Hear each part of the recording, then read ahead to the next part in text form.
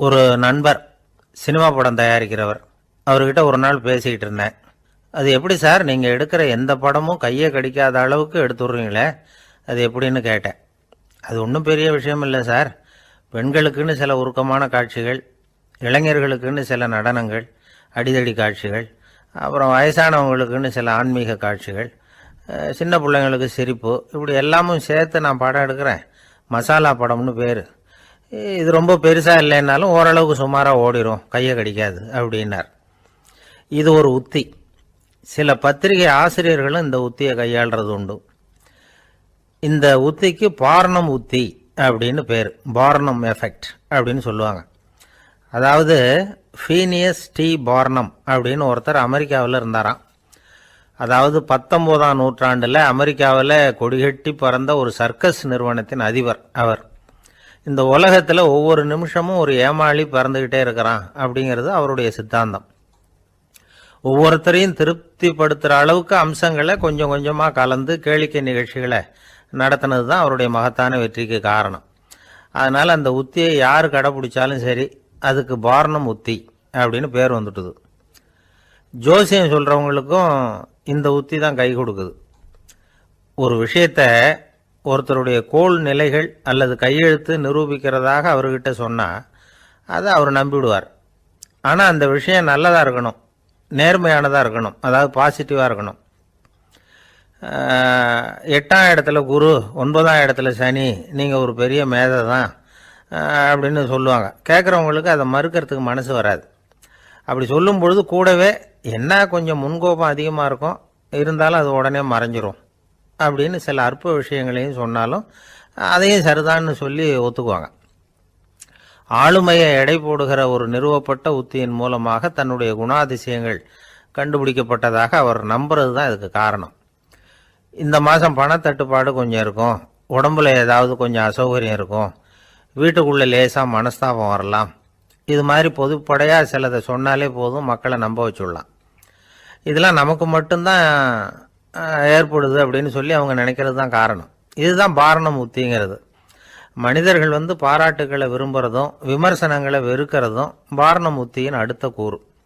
அதனால் ஒருத்தருக்கு ஜோசியம் சொன்னாலும் சரி, அவருடைய ஆளுமையை மதிப்பிடுறதாக இருந்தாலும் சரி, அவரை புகழற மாதிரி இருந்தாலும் சரி, அப்படி இருந்தால் தான் அது சரியாக இருக்கும்.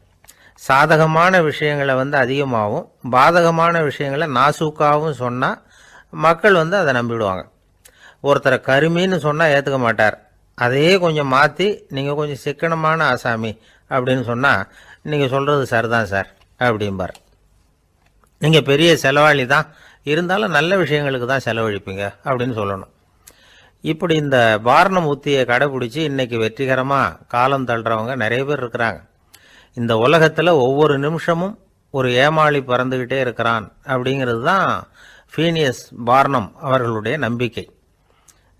அதை விட அடுத்தவங்களை ஏமாளியாக நினைக்கிற மனுஷர்கள் தான் இன்றைக்கி உலகத்தில் ரொம்ப அதிகம். ஒருத்தர் தன்னுடைய மேல் அதிகாரிகிட்ட போய், ஐயா ஒரு நாள் லீவு வேணும், என் தங்கச்சிக்கு கல்யாணம் அப்படின்னார். அவர் பார்த்தார், ஒரு 10 நிமிஷம் வெளியில் இருங்கன்னார். 10 நிமிஷம் கழித்து கூப்பிட்டார், இதை பாருங்கள், நீங்கள் சொல்கிறது பொய், இப்போ உங்கள் தங்கச்சிக்கு ஃபோன் பண்ணேன், அவங்க தனக்கு 2 வருஷத்துக்கு முன்னாடியே கல்யாணம் ஆகிட்டதாக சொல்கிறாங்க அப்படின்னார். உடனே இவர் சொன்னார், சார் இப்போ நீங்கள் சொல்கிறதும் பொய்யாக தான் இருக்கணும், ஏன்னா நிஜமாக எனக்கு ஒரு தங்கச்சியே கிடையாது அப்படின்னார்.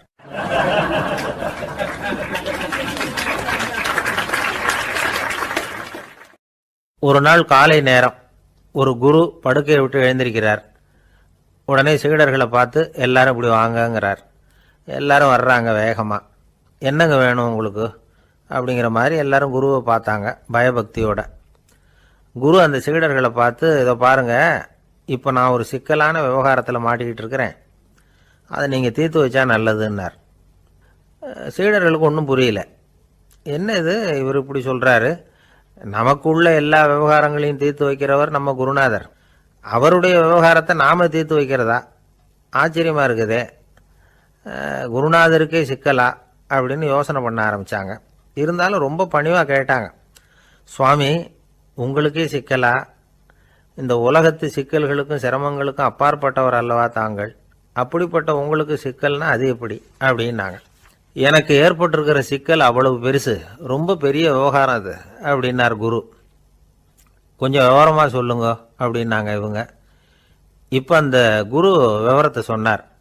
அதாவது நேற்று ராத்திரி நான் ஒரு கனவு கண்டேன். அந்த கனவில் நான் ஒரு பட்டாம்பூச்சியாக மாறிட்டேன். அப்படி மாறி ஒவ்வொரு மலராக பறந்து போய் உட்காந்து தேன் சாப்பிட்டேன் அப்படின்னார். சீடர்கள் இதை கேட்டதும் ரொம்ப திகைச்சு போயிட்டாங்க. என்ன இது, இது ஒரு பெரிய பிரச்சனையா? ஒரு சாதாரண கனவு கண்டதுக்காகவா இந்த காலை வேளையில் நம்மளையெல்லாம் குருநாதர் இவ்வளவு அவசரமாக கூப்பிட்டுருக்கார் அப்படின்னு நினச்சாங்க. இருந்தாலும் கேட்டாங்க, இதில் என்ன சிக்கல் சுவாமி? கனவுங்கிறது எல்லாருக்கும் வரத்தானே செய்யும் அப்படின்னார் ஒரு சீடர். சீடர்களே, பிரச்சனை அது இல்லை. நான் இன்னைக்கு காலையில் கண்ணு முழிச்சு பார்த்தப்போ நான் நானாக மறுபடியும் மாறிட்டேங்கிறத தெரிஞ்சுக்கிட்டேன். இதில் சிக்கல் என்னன்னா, இப்போ அந்த பட்டாம்பூச்சி தான் நானாக ஆயிட்டதாக கனவு கண்டுகிட்டு இருக்கா அப்படிங்கிறது தான். ஒரு மனுஷன் பட்டாம்பூச்சி ஆகிறதாக கனவு காண முடியுங்கிறப்போ அந்த பட்டாம்பூச்சியும் மனுஷனாக ஆகிறதாக கனவு காண முடியும் இல்லையா? இப்போ எனக்கு யதார்த்த நிலை தெரியணும், எது நிஜம்னு தெரியணும். நேற்று ராத்திரி நான் கண்டது கனவா, அல்லது இது பட்டாம்பூச்சி கண்டுகிட்டு இருக்கிற கனவா? இதுதான் குரு கேட்ட கேள்வி. இதை கேட்டதும் சீடர்கள் ரொம்ப குழம்பி போயிட்டாங்க. சுவாமி, இது வரைக்கும் நாங்கள் தூங்குறப்ப பார்க்கறது கனவுன்னு, மூழ்கிட்டு இருக்கிறப்ப பார்க்கறது நனவுன்னு நம்பிக்கிட்டு இருக்கிறோம். இப்போ எங்களை ரொம்ப குழப்பிட்டீங்க, இதுக்கு பதில் சொல்ல எங்களுக்கு சக்தி இல்லை அப்படின்னு சொல்லிவிட்டாங்களாம். அதுக்கப்புறம் அந்த குரு சொன்னாராம், நினைவு தான் முக்கியமான அம்சம். முடிவு கட்டம்னா பகலின் நினைவுகளை விட இரவின் கனவுகளே ரொம்ப உண்மை. ஒருத்தன் தூங்க போனால் தூங்கிக்கிட்டே இருந்தால் அவன் காணும் கனவு பொய்ங்கிறத அவன் உணர மாட்டான். ஒவ்வொரு கனவும் காணும் பொழுது அது ரொம்ப உண்மையாக தான் தெரியுது. ஒரு கனவு கூட உண்மை இல்லைன்னு கனவுல தோன்றுவதே இல்லை அப்படின்னார் குரு. அகில வாழ்வு அத்தனையும் சொற்பனம் கண்டாய் அப்படிங்கிறார் தாயுமானவர். ஆகையினால நம்ம கனவுலேருந்து நாம் என்னைக்கு முழிச்சிக்க போகிறோம் அப்படிங்கிறது தான் ஒரு முக்கியமான கேள்வி.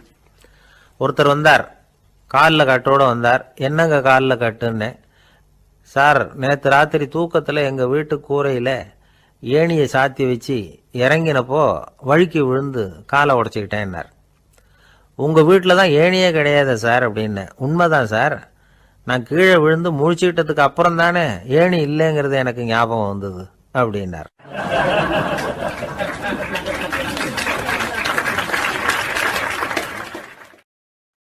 ஒரு நண்பர் யாருக்கோ ஃபோன் பண்ணிட்டு இருந்தார். அவர் பேசி முடிச்சதும் நான் அவரை பார்த்து, இப்போ ஃபோன் பண்ணீங்களே, அந்த ஃபோன் நம்பர் என்ன அப்படின்னு கேட்டேன். அவர் தலையை சொரிஞ்சுக்கிட்டார், ஞாபகம் வரலன்னார். சரி சார், அதை விடுங்க, உங்கள் மனைவி பேர் என்ன அப்படின்னு கேட்டேன். மாலதின்னார். என்ன சார் இது வேடிக்கை, கொஞ்ச நேரத்துக்கு முன்னாடி பேசின ஃபோன் நம்பர் மறந்து போச்சு. எப்போவோ கல்யாணம் பண்ணிக்கிட்ட மனைவி பேர் மறக்கலை, அதை கரெக்டாக சொல்லிவிட்டீங்களே அப்படின்னு கேட்டேன். அவர் என்ன ஒரு மாதிரியாக பார்த்தார். அவர் அப்படி என்னை பார்த்ததில் ஒன்றும் தப்பு இல்லை, ஏன்னா நாம் எல்லாருமே அப்படித்தானே.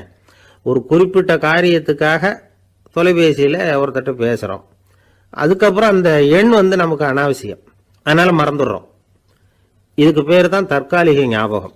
ஆனால் மனைவி பேரை மறந்துட முடியுமா? முடியாது. அது அவசியமான ஒன்று. அடிக்கடி அந்த பேரை உபயோகப்படுத்துகிறோம், அதனாலேயும் அது முக்கியங்கிறதுனாலேயும் அதை மறக்கிறது இல்லை. இதுக்கு பேர் நிரந்தர ஞாபகம்.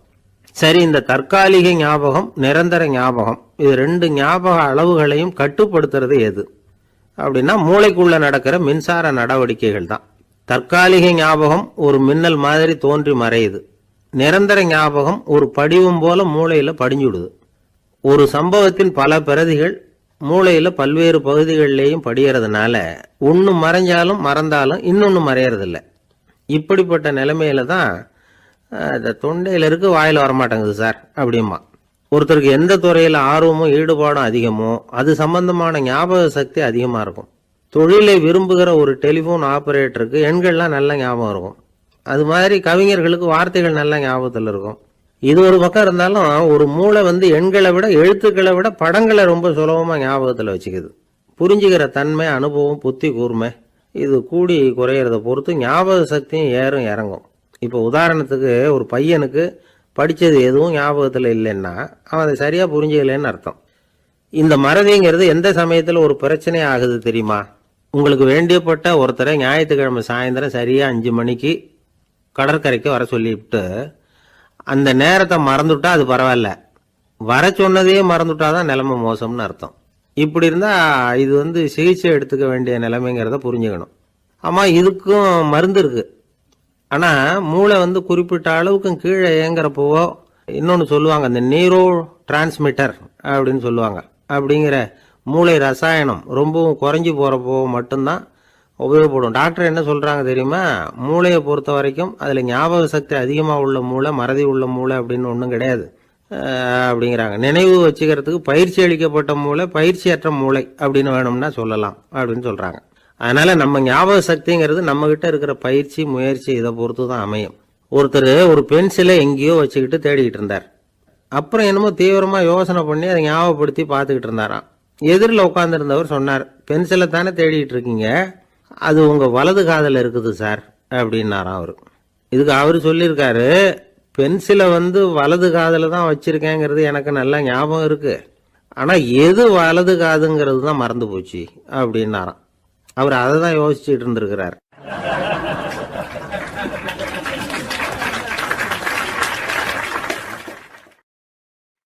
சில பேர் ஆளை பார்த்தா 60 வயசு மாதிரி தோணும். உண்மையான வயசு என்னன்னு பார்த்தா 40 அல்லது 45 சில பேரை பார்க்கறதுக்கு 45 மாதிரி தெரியும், உண்மையிலேயே 65 தாண்டி இருப்பாங்க.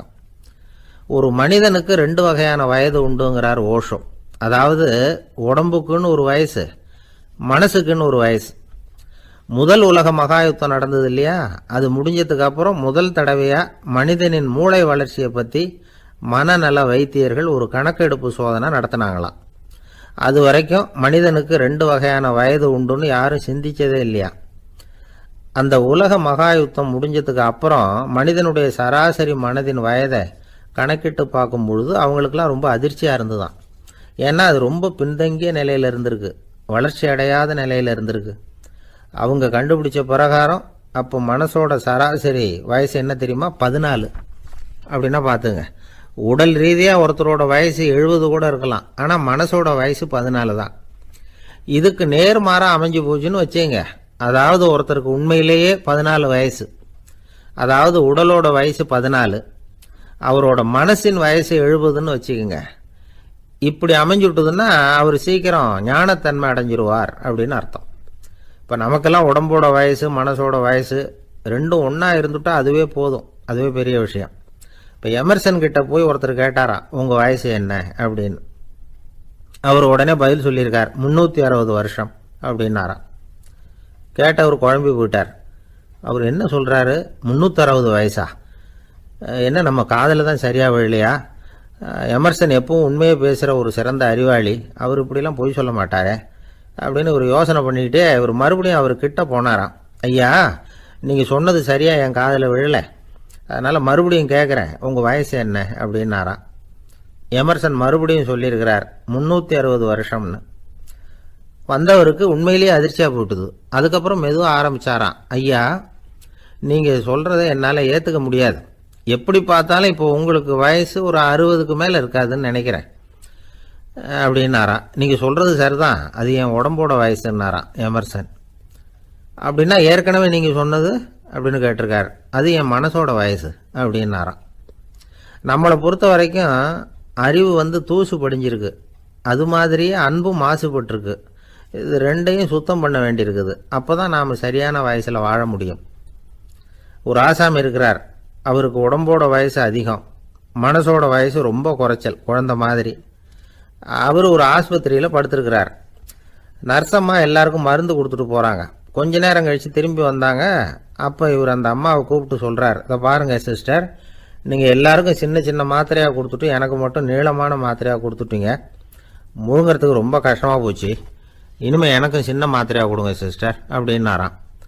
அந்த அம்மா உடனே அதிர்ச்சியாகி தலையில் அடிச்சுக்கிட்டாங்களாம். நான் கஷ்டப்பட்டு மாத்திரையை முழுங்கினத்துக்கு நீங்கள் ஏமா தலையில் தட்டிக்கிறீங்க அப்படின்னு கேட்டிருக்காரு இவர். இதுக்கு அவங்க சொல்லியிருக்கிறாங்க, நான் உங்களுக்கு கொடுத்துட்டு போனது மாத்திரை இல்லைங்க, அது தெர்மாமீட்டர் அப்படின்னாங்களாம்.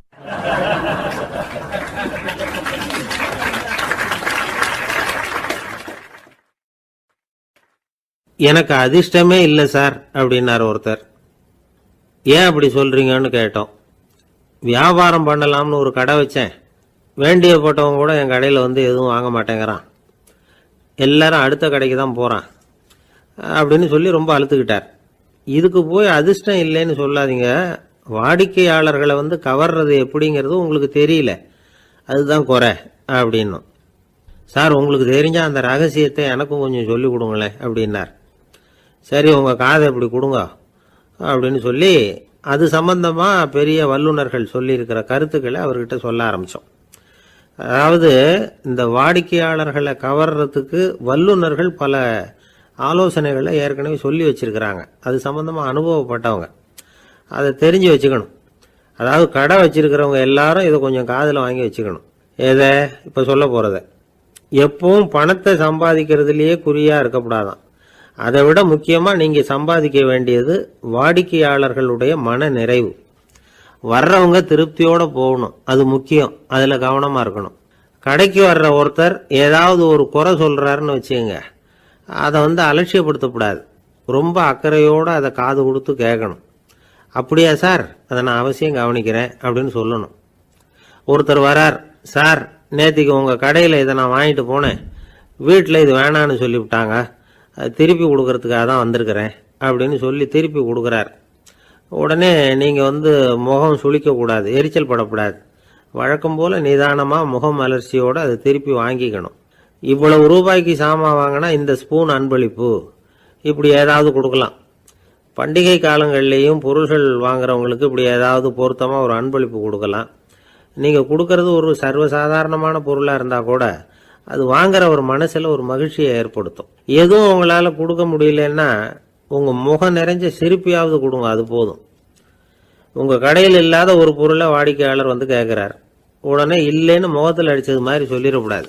கொஞ்சம் உட்காருங்க சார் அப்படின்னு சொல்லி உங்கள் பணியாளர் யாரையாவது அனுப்பி வெளியிலேருந்து வாங்கிட்டு வர சொல்லி அவர்கிட்ட கொடுக்கலாம்.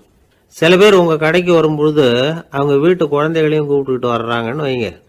நீங்கள் என்ன செய்யணும்னா அந்த குழந்தைகளை முதல்ல கவனிக்கணும், அது கண்ணத்தை கிள்ளணும், அதுக்கிட்ட விளையாடணும், அதுக்கு ஏதாவது மிட்டாய் பிஸ்கட் எதையாவது கொடுத்து அது கவனத்தை கவரணும். அதுக்கப்புறம் பெரியவங்களை கவனிக்கலாம். உங்கள் கடையில் வேலை செய்கிற பணியாளர்கள் சுத்தமாக இருக்கணும், சிரித்த முகம், சுறுசுறுப்பு, இது ரெண்டும் அவங்களுக்கு தேவை, அழுது வடிஞ்சிக்கிட்டு இருக்கக்கூடாது. அப்புறம் இன்னொரு விஷயம், அதிகமாக பொருள் வாங்குற ஒருத்தர்கிட்ட அதிக மரியாதையாகவும் குறைச்சலாக பொருள் வாங்குறவர்கிட்ட வேற விதமாகவும் நடந்துக்கக்கூடாது. எல்லாருக்கிட்டையும் சமமாக நடந்துக்கணும். 5 ரூபாய்க்கு வாங்கினாலும் சரி, 500 ரூபாய்க்கு வாங்கினாலும் சரி, அவங்கக்கிட்ட நீங்கள் காட்டுற மரியாதையில் வித்தியாசம் இருக்கக்கூடாது. எல்லாத்துக்கும் மேலே உங்கள் கடையில் ஒரு பொருள் வாங்கினா அது உண்மையானதாக இருக்கும், தரமுள்ளதாக இருக்கும் அப்படிங்கிற நினைப்பு ஜனங்களுக்கு வரணும். அதனால் தரமான பொருளையே நீங்கள் வந்து உங்கள் கடையில் வச்சுருக்கணும். இது வரைக்கும் நான் சொன்னதையெல்லாம் கவனத்தில் வச்சுக்கிட்டு நீங்கள் கடையை ஆரம்பிச்சிங்கன்னா வியாபாரம் பிச்சுக்கிட்டு போகும். அப்படி போகலன்னா அதுக்கப்புறம் கேளுங்க. ஏன்னா இந்த யோசனைகள்லாம் அனுபவப்பட்டவங்க சொல்லியிருக்கிற யோசனைகள். இந்த யோசனைகளில் நீங்கள் எச்சரிக்கையாக இருக்க வேண்டிய ஒரு விஷயம் உண்டு. அது என்னங்கிறதையும் தெரிஞ்சு வச்சுக்கிறது நல்லது. என்னுடைய நண்பர் ஒருத்தர் வந்தார். சார் உங்கள் யோசனையை கேட்டதுனால நான் ஒரு அறை வாங்கினது தான் மிச்சம்னார். என்ன ஆச்சுன்னு கேட்டேன். எங்கள் கடைக்கு ஒரு பெரிய அம்மா குழந்தைய தூக்கிட்டு வந்தாங்க சார். உங்கள் யோசனைப்படி அந்த குழந்தையோட கன்னத்தை கிள்ளணும்னு முயற்சி பண்ணினேன். திடீர்னு அந்த நேரம் பார்த்து அந்த குழந்தை தலையை குனிஞ்சிக்கிட்டுது. என் கையை வந்து குழந்தையோட கன்னத்துக்கு பதிலாக அதை தூக்கிட்டு வந்தவங்க கன்னத்தை கிள்ளிவிட்டுது. அதுதான் அப்படி ஆயிட்டுது அப்படின்னார், கன்னத்தை தடவிக்கிட்டே.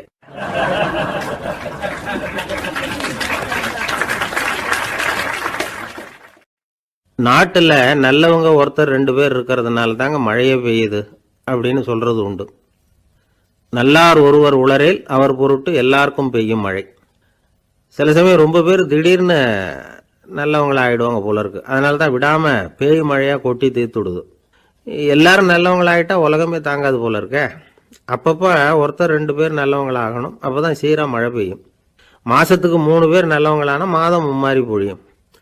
இதெல்லாம் வேடிக்கை பேச்சு. இப்போ இதெல்லாம் ஒரு பக்கம் இருக்கட்டும், இப்போ விஷயத்துக்கு வருவோம். ஒரு கும்பலில் நல்லவன் யாரு அப்படிங்கிறத எப்படி கண்டுபிடிக்கிறது? இதுக்கு ஒரு வேடிக்கை கதை உண்டு. என்னுடைய நண்பர் ஒருத்தருக்கு அவங்க பாட்டியம்மா சொன்ன கதையா அது. அது என்ன கதைன்னா, ஒரு ஊரில் ஒரு சமயம் பலமான மழை பெய்ய ஆரம்பிச்சுட்டு தான். இடி மின்னல் ரொம்ப கடுமையாக இருந்திருக்குது. ஆரம்பித்த மழை வர வர கடுமையாகிட்டு இருக்குதே தவிர நிற்கிற பாடா தெரியல. ஊர் ஜனங்கள்லாம் பார்த்தாங்க. இதுக்கு மேலேயும் வீட்டுக்குள்ளே இருந்தால் ஆபத்துங்கிறத புரிஞ்சுக்கிட்டாங்க. ஏன்னா வீடெல்லாம் இடிஞ்சி விழுந்துருமோங்கிற பயம். உடனே எல்லாரும் புறப்பட்டு ஊருக்கு பொதுவாக இருந்த ஒரு மண்டபத்தில் போய் தங்கிக்கிட்டாங்க. மின்னல் கடுமையாக இருந்தது. இடி எந்த நேரத்துலையும் விழலாம்ங்கிற நிலைமை. எப்போ விழலாம்னு பார்த்துக்கிட்டு இருக்குது. அந்த மண்டபத்தில் இருந்த ஜனங்கள் மனசுக்குள்ள ஒரு பயம். நம்ம கூட்டத்தில் யாராவது ஒரு கெட்டவன் பாவம் பண்ணவன் இருந்தால் கூட இடி இந்த மண்டபத்தில் விழுந்துரும், அது எல்லாருக்கும் ஆபத்து அப்படின்னு நினச்சாங்க. சரி, இதுக்கு என்ன பண்ணலாம் அப்படின்னு யோசனை பண்ணாங்க. அந்த கூட்டத்தில் ஒரு பெரியவர் இருந்தார். அவர் ஒரு யோசனை சொன்னார். இதோ பாருங்க, அதுக்கு ஒரு வழி இருக்கு. அதோ எதிர்த்தாப்புல கொஞ்சம் தூரத்தில் ஒரு உயரமாக மரம் ஒன்று இருக்கு பாருங்க. பொதுவாக இடி சுலபமாக விழறது அது மாதிரி உயரமான மரத்தில் தான். நம்ம கூட்டத்தில் இருக்கிறவங்க எல்லாரும் ஒவ்வொருத்தராக போய் அந்த மரத்தை தொட்டு விட்டு திரும்பி வந்துடணும். நம்மள பாவம் பண்ணவன் யாரோ அவன் அந்த மரத்தை தொடுற சமயத்தில் இடி விழுந்துரும், அவன் மட்டும் போயிடுவான், மண்டபத்தில் இருக்கிற நாமெல்லாம் பொழைச்சிக்கலாம் அப்படின்னு ஐடியா கொடுத்தாரு அந்த பெரியவர். இது நல்ல யோசனையாக பட்டது. எல்லாரும் ஒத்துக்கிட்டாங்க. ஒவ்வொருத்தராக போய் அந்த மரத்தை தொட்டு விட்டு திரும்பி வந்தாங்க. இடி எதுவும் விழலை. இன்னமும் பாவம் பண்ண ஆசாமி அதை போய் தொடலை போல இருக்கு அப்படின்னு நினச்சிக்கிட்டாங்க. ஒவ்வொருத்தராக போகிறாங்க. எல்லாரும் போய் தொட்டுவிட்டு வந்தாச்சு. இன்னும் ஒரே ஒரு ஆசாமி தான் பாக்கி.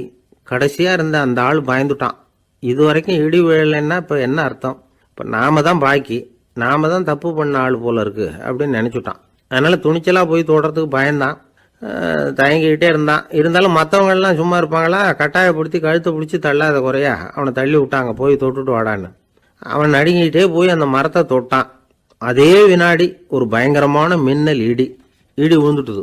எங்கே விழுந்தது தெரியுமா? அந்த ஆள் மேலே இல்லை, மண்டபத்தில் விழுந்தது. மண்டபத்தில் இருந்தவங்க பூரா காலி. அந்த ஒரு ஆள் மட்டும் புழைச்சிக்கிட்டான். இந்த ஒரு ஆளை காப்பாத்துறதுக்காக தான் இடி மண்டபத்தில் விழாமல் இருந்திருக்குது. இதுதான் கதை. அதனால நல்லவங்க எப்படியும் தப்பிச்சுக்குவாங்க அப்படிங்கிறது ஒரு நீதி. ஒருத்தன் அப்படிதான் தெருவில் நடந்து போய்கிட்டு இருந்தான், ரொம்ப நல்லவன். எதிரில் ஒருத்தன் சைக்கிளில் வந்துக்கிட்டு இருந்தான். அதில் மோதி இவன் கீழே விழுந்துட்டான். சைக்கிள்காரன் உடனே இறங்கி இவனை தூக்கி விட்டான். இவன் எழுந்திரிச்சு அவனை முறைச்சி பார்த்தான். அப்படி பார்க்காதீங்க சார், நீங்கள் ரொம்ப புண்ணியம் பண்ணியிருக்கீங்க, அதுதான் இப்போ சைக்கிளில் மோதிக்கிட்டீங்க அப்படின்றான். என்ன அப்படி சொல்கிறேன்னு நான் இவன் 10 நிமிஷத்துக்கு முன்னாடி நான் லாரி ஓட்டிகிட்டு வந்தேன், அப்போ நீங்கள் எதிரில் வந்திருந்தீங்கன்னா என்ன ஆயிருக்கும் அப்படின்னானா அவன்.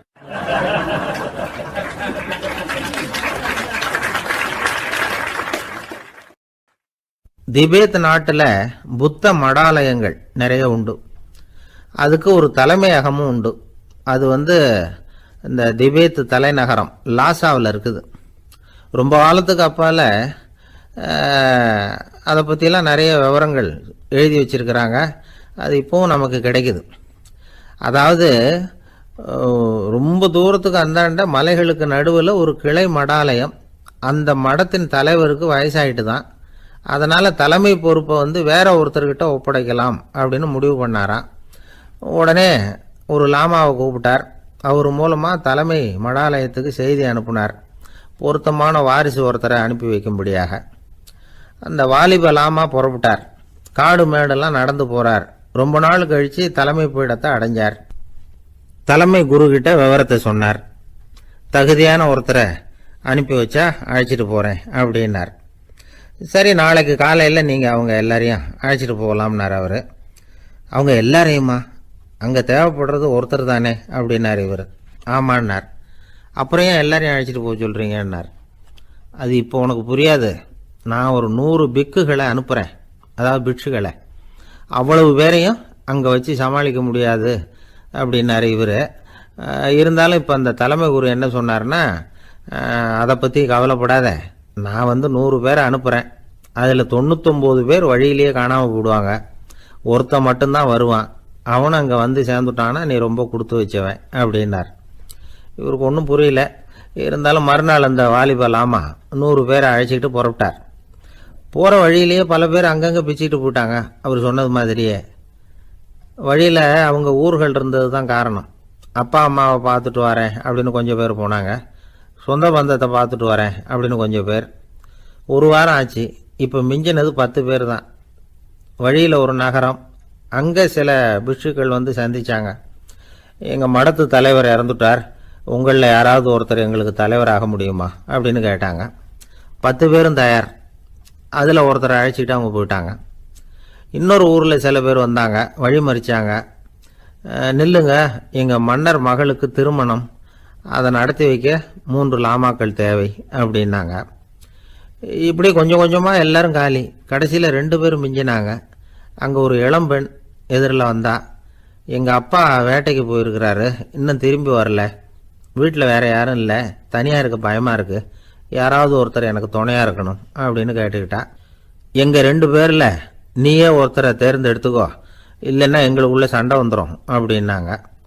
இப்போ மிஞ்சினவர் ஒருத்தர், அவருக்கும் ஒரு சோதனை வந்தது. ஒரு தர்க்கவாதி எதிரில் வந்தான், உன்னோட வாதம் பண்ணணும்னா. இவனோட வாதம் பண்ணுறேன், அது முடிய ரொம்ப காலம் ஆகலாம், தர்க்கத்தில் நான் ஜெயிச்சா அங்கே வரேன், இல்லைன்னா இவருடைய சீடனை ஆயிடுவேன் அப்படின்னார் அவர். கடைசியாக அழைக்க வந்த வாலிபலாமா மட்டும் வெறுங்கையோடு திரும்பி போனார். அங்கே இருந்த வயசான மடாதிபதி கேட்டார், எத்தனை பேர் அங்கேருந்து புறப்பட்டீங்கன்னார். என்னையும் சேர்த்து 101ன்னார் அவர். நல்லது, நீயாவது திரும்பி வந்திய, அதுதான் எனக்கு போதும், ஏன்னா நீ தான் எனக்கு உண்மையான வாரிசு, அந்த 100 பேரில் யாரும் வரமாட்டாங்க அப்படின்னார் அவர்.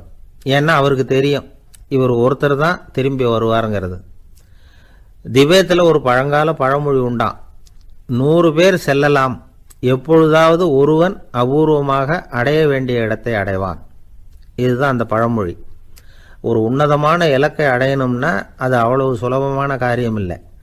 இந்த காலத்து மடாலயம் ஒன்று, அதில் ஒரு தலைவர், அவருக்கு வயசாயிட்டுது, தனக்கு ஒரு வாரிசை நியமிக்கணும் அப்படின்னு ஆசைப்பட்டார். ரொம்ப கஷ்டப்பட்டு ஒருத்தரை பிடிச்சார், தனக்கு வாரிசா நியமிச்சுட்டு அவர் சமாதி ஆயிட்டார். புதுசாக பொறுப்பேற்றுக்கிட்டவர் அப்படியே உட்காந்துருந்தார். அவரை தேடிட்டு பத்திரிகை நிருபர்கள்லாம் வந்தாங்க, கேட்டாங்க.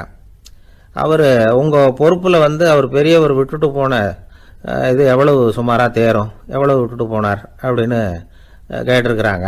அது என்ன ஒரு 50 லட்சம் இருக்கும் அப்படின்னாராம். அவ்வளவும் பணமா அப்படின்னு கேட்டிருக்காங்க.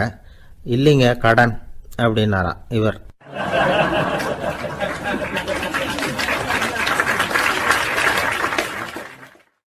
ஒரு நாள் ஒரு 10-15 பள்ளிக்கூடத்து பிள்ளைங்க தேடிட்டு வந்தாங்க. உங்களை பார்த்துட்டு தான் போகணும், அதுக்காக தான் வந்திருக்கோம்னாங்க. என்ன விஷயம்னு கேட்டோம். நாங்கள்லாம் கூடி ஒரு முடிவு பண்ணியிருக்கிறோம், அதை உங்ககிட்ட சொல்லணும் அப்படின்னாங்க. அதுவும் ஒரு வாண்டு பையன் அதை சொன்னான். என்ன முடிவு அது அப்படின்னு கேட்டோம் ரொம்ப ஆர்வமாக. அதை இப்போ சொல்ல மாட்டோம், எங்களுக்கு பிடிக்கிற மாதிரி ஏதாவது ஒரு தகவல் சொன்னால் அதுக்கப்புறம் நாங்கள் அதை சொல்கிறோம் அப்படின்னா அந்த வாண்டு பையன். சரி, சின்ன பையன்கிட்ட இன்னைக்கு வசமாக மாட்டிக்கிட்டோம் அப்படின்னு நினச்சிக்கிட்டு அவங்களுக்கு தகுந்த மாதிரி ஒரு கதை சொல்ல ஆரம்பித்தோம். அது என்ன கதைன்னா, ஒரு பெரிய காடு, அதில் பலவிதமான மிருகங்கள். அந்த காட்டுக்கு ஒரு சிங்கம் தான் ராஜா. எப்பவும் காட்டுக்கு அது தானே ராஜா. ஒரு பெரிய யானைக்கு இது பொறுக்கலை. என்ன இது, எப்போ பார்த்தாலும் இங்கே சிங்கத்துக்கே ராஜா பதவி கிடைக்குது, நான்லாம் எவ்வளவு பலசாலியாக இருக்கிறேன், அப்படி இருந்தும் எனக்கு அந்த பதவி கிடைக்கலையே அப்படின்னு தனக்குள்ளே பொறுமிக்கிட்டே இருந்தது. ராஜா பதவியை நினச்சி ரொம்ப ஏக்கம், அதுக்கு பதவி மோகம்.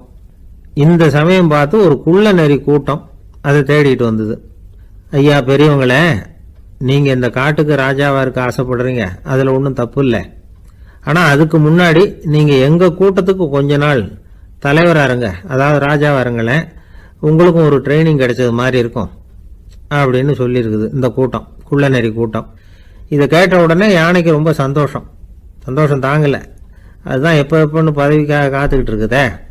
இருந்தாலும் கொஞ்சம் பிகுவோட, சரி நீங்கள்லாம் இவ்வளோ தூரம் என்ன தேடிட்டு வந்து கேட்கறதுனால மறுக்க முடியல அப்படின்னு ரொம்ப ஏதோ அவளுக்கு சிரமப்பட்டு ஒத்துக்கிறது மாதிரி ஒத்துக்கிட்டது. ஏதோ உங்கள் ஆசைக்கு கட்டுப்படுறேன், கொஞ்ச நாள் உங்கள் கூட்டத்துக்கு ராஜாவாக இருக்கிறதுக்கு சம்மதிக்கிறேன் அப்படின்னுது. உடனே அந்த யானை ராஜ நட போட ஆரம்பிச்சிட்டுது. யானை சாதாரணமாக நடந்தாவே எப்படி இருக்குங்கிறது நமக்கு தெரியும். அதுவே ராஜ நட நடந்தால் எப்படி இருக்கும் கற்பனை பண்ணி பாருங்கள். யானை முன்னாடி கம்பீரமாக போய்கிட்டு இருக்குது, தலைவர் இல்லையா, அதனால் குள்ள நரிகள்லாம் ரொம்ப அடக்கமாக அது பின்னாடி அணிவகுத்து போயிட்டு இருக்குது.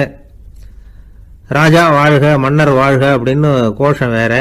யானைக்கு தலைகால் புரியல, அவ்வளவு சந்தோஷம். அந்த யானைக்கு செருக்கு, ஆணவம் எல்லாம் ஏற்பட்டு போச்சு. அதுக்கப்புறம் அது தரையை பார்க்குமா, நிமிர்ந்து நடக்க ஆரம்பிச்சுட்டுது. தரையை பார்க்கறதே இல்லை. அப்படி போயிட்டு இருக்கிறப்போ ஒரு சதுப்பு நிலத்தில் திடீர்னு காலை வச்சுட்டுது. அவ்வளோதான், கால் உள்ளே போட்டுது. இன்னொரு காலை எடுத்து வச்சுது, அதுவும் உள்ளே போட்டுது. அந்த 2 காலையும் எடுக்கிறதுக்காக அடுத்த 2 காலையும் அழுத்துச்சு, அதுவும் உள்ளே போக ஆரம்பிச்சுட்டுது. இப்போ 4 காலம் வசமாக சேத்துல அழுந்தி போச்சு, எடுக்க முடியல. குள்ள நரிகள்லாம் அதை சுற்றி சுற்றி வந்தது.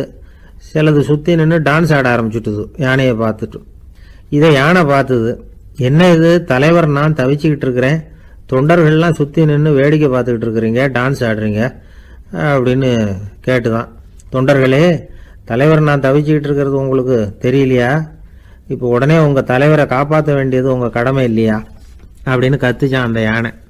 குள்ள நரிகளில் ஒன்று முன்னாடி வந்து நின்று அந்த யானையை பார்த்து தான், தலைவரே, எங்களுக்கு ரொம்ப நாளாக ஒரு ஆசை, அந்த ஆசையை நிறைவேற்றிக்கிறதுக்காகத்தான் உங்களை எங்கள் தலைவராக ஏற்றுக்கிறோம்னு சொன்னோம் அப்படின்னு தான். என்ன ஆசைன்னு கேட்டிருக்கு யானை.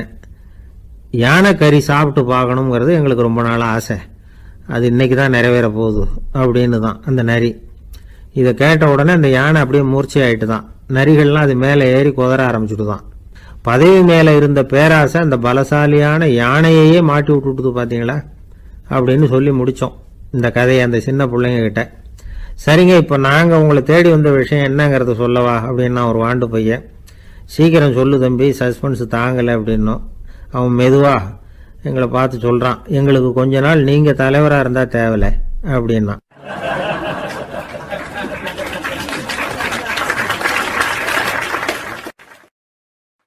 ஒருத்தர் ஓடி வந்தார், இன்னொருத்தரை பார்த்து, சார் உங்கள் சைக்கிளை ஒரு நாள் இரவல் கொடுங்களேன், பக்கத்து ஊருக்கு போயிட்டு வர வேண்டியிருக்கு அப்படின்னார். இவர் சைக்கிளை கொடுத்து பத்திரமா கொண்டுட்டு போங்கன்னார். சார் இதை பத்திரமா கொண்டு போகிறேன், கவலையே வேணாம், ஏன்னா இது உங்களோட சைக்கிள் அப்படின்னு நான் நினைக்கல, என்னோட சைக்கிளாக நினைக்கிறேன் அப்படின்னார். அதுக்கப்புறம் தான் இவருக்கு உண்மையாகவே பயம் வந்துட்டுது. ஏன்னா அவர் சொன்னது மாதிரி அதை தன்னோட சைக்கிளாகவே நினச்சி தள்ளிட்டு போட்டால் என்ன பண்ணுறது? எது எதை நம்முடையதா நினைக்கணுங்கிறதுக்கு ஒரு வரையறை இருக்குது. சில பேர் ஆஃபீஸையே வீடாக நினச்சி விடுறது உண்டு. அப்படிப்பட்டவங்க கூட வீட்டை ஆஃபீஸாக நினைக்கிறது இல்லை. ஏன்னா வீட்டில் இவர் ஆஃபீஸராக நடந்துக்க முடியறதில்ல. இதெல்லாம் ஒரு பக்கம் இருக்கட்டும், இப்போ விஷயத்துக்கு வருவோம். பொறியியல் மேதை டாக்டர் விஸ்வேஸ்வரய்யா இருந்தார் இல்லையா, பாரத ரத்னா விருதெல்லாம் கொடுத்தாங்களே. ஆஃபீஸ் வேலை வேற, சொந்த வேலை வேற அப்படிங்கிறதுக்கு ஒரு உதாரணமாக இருந்தவர் அவர். மைசூர் மகாராஜா கிட்ட திவானா இருந்தார். அவர் ஒரு நாள் அரசாங்க வேலை காரணமாக வெளியூர் போயிருந்தார். ஹாசன்கிற ஊருக்கு பக்கத்தில் ஒரு பயண மாளிகை, அங்கே தங்கிவிட்டார். ராத்திரி அங்கே தங்கி இருந்துட்டு விடிஞ்சதும் ஊருக்கு திரும்புறதாக திட்டம். ராத்திரி தூங்கிறதுக்கு ரொம்ப நேரம் ஆயிட்டுது.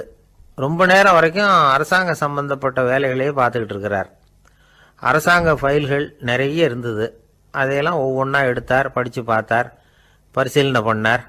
அதில் எழுத வேண்டியதை எழுதினார், கையெழுத்து போட்டார். ஒரு வழியாக அந்த வேலையெல்லாம் முடிஞ்சுது. அதுக்கப்புறம் என்ன பண்ணார்னா, தன்னுடைய சூட்கேஸை திறந்தார்.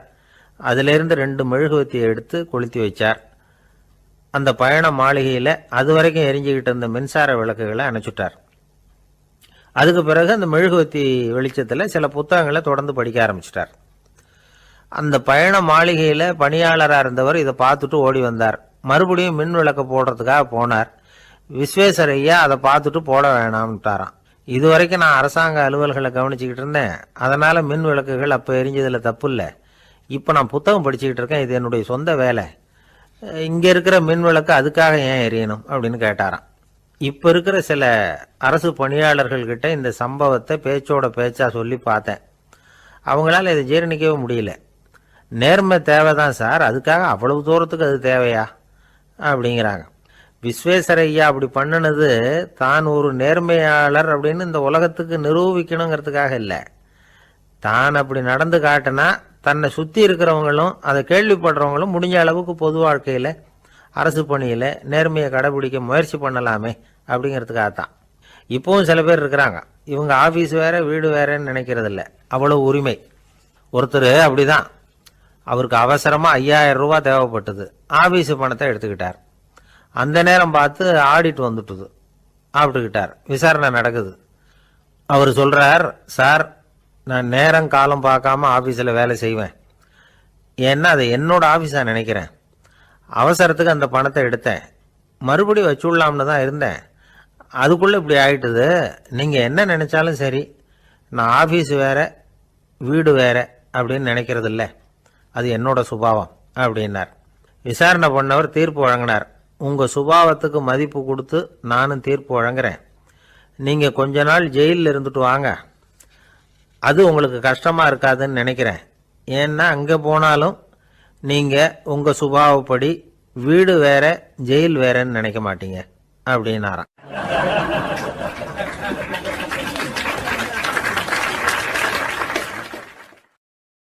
தானத்தில் சிறந்தது எது அப்படின்னு ஒரு கேள்வியை கேட்டு, தானத்தில் சிறந்தது நிதானம் அப்படின்னு அதுக்கு ஒரு பதிலும் சொல்கிறவங்க உண்டு.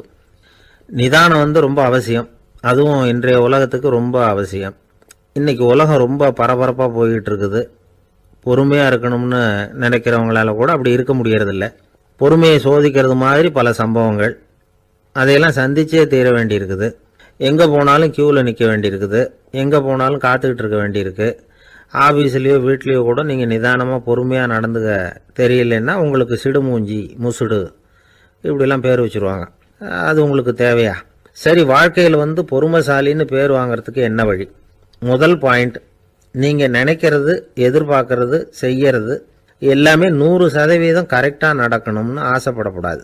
எதுவாக இருந்தாலும் அதில் ஓரளவுக்கு தவறு நடக்கலாம் அப்படிங்கிறத எதிர்பார்த்தே இருக்கணும். ஓரளவுக்கு அதை அனுமதிக்கணும். ஒரு நண்பரை 6 மணிக்கு ஒரு இடத்துக்கு வர சொல்லியிருக்கிறீங்க, 6 மணிக்கு அவர் வரலை, உடனே பொறுமை இழந்து நடந்துக்கக்கூடாது. ஒரு 10 நிமிஷம் டிலே ஆகலாம். ஒரு வர்ற வழியில் பஸ்ஸு கூட ஏதாவது டிராஃபிக்கில் மாட்டியிருக்கலாம். அதெல்லாம் எதிர்பார்த்தே கொஞ்சம் காத்திருக்கிறதுல ஒன்றும் தப்பு இல்லை. சில சமயம் டிலே ஆகிறது கூட நல்லதாக முடியும். ஒரு பஸ்ஸை தவற விட்டுட்டு ஐயோ கொஞ்சம் ஒரு 2 நிமிஷம் முன்னாடி வந்திருந்தா பிடிச்சிருக்கலாமே அப்படின்னு தவிச்சிக்கிட்டு இருப்பாங்க சில பேர். அடுத்தபடியாக வர்ற பஸ்ஸு நேரடியாக நீங்கள் போக வேண்டிய இடத்துக்கே கொண்டு போய் விடுற பஸ்ஸாக கூட இருக்கலாம். அது உங்களுக்கு முன்னாடி தெரியாதுல்ல. சில நெருக்கடியான சூழ்நிலைகளை தமாஷா எடுத்துக்கிறதுக்கு பழகிக்கணும். சில இடங்களுக்கு போகிறப்ப காத்திருக்கிறதுக்கு நம்ம மனசை தயார்படுத்திக்கிட்டே போகணும். ஒரு ரயிலுக்கோ பஸ்ஸுக்கோ அல்லது விமானத்துக்கோ கப்பல் பிரயாணத்துக்கோ போகிறப்போ அங்கே போய் நீங்கள் மணிக்கணக்கில் கூட காத்துக்கிட்டு தான் இருக்கணும். புறப்படுற நேரம் கூட மாறலாம். நீங்கள் போய் சேர்ந்ததும் அது உடனே புறப்படணும்னு கட்டாயமாக என்ன? அது மாதிரி சமயத்தில் படிக்கிறதுக்குன்னு சில சுவாரஸ்யமான புத்தகங்களையும் கையில் எடுத்துக்கலாம். உங்களை சுற்றி எவ்வளவோ சுவாரஸ்யமான சம்பவங்கள் நடந்துக்கிட்டு இருக்குதுல்ல, அதையெல்லாம் வேடிக்கை பாருங்கள். எதுக்காக காத்துக்கிட்டு இருக்கிறோமோ அந்த காரியத்தில் உண்மையாகவே நமக்கு ஒரு அக்கறை இருந்தால் நமக்கு போர் அடிக்காது. சில கோயில்களில் பார்த்துருப்பீங்க, தரிசனத்துக்காக பக்தர்கள் நாள் கணக்கில் காத்துக்கிட்டு இருப்பாங்க. அவங்களெலாம் அழுத்துக்கிறது இல்லை. ஆண்டவனை தரிசிக்கணுங்கிற உண்மையான அக்கறை இருக்கிறதுனால அவங்களுக்கு போர் அடிக்கிறது இல்லை.